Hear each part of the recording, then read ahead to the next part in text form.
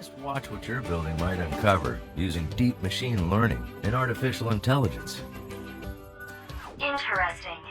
The power this fan is using seems a little high. We may be using electricity we don't need. Confirmed. The power consumption has been increasing steadily recently.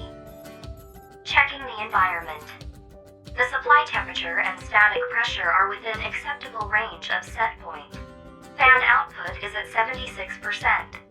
All appears to be normal, but the fan output is definitely higher than usual. Checking service records. 10 months ago, the fan belt was tightened. Here is the part number and life expectancy. I see it was last replaced 5.5 years ago, and have identified the runtime of the air handler. Based on this intelligence, the belt has exceeded the normal runtime, and is probably slipping. This is serious. The fan is in one of our most critical building spaces, and any downtime will cost us much more than the price of the belt. There is not a belt in our inventory. Ordering replacement. And I have notified our facility engineering department with all the necessary intelligence.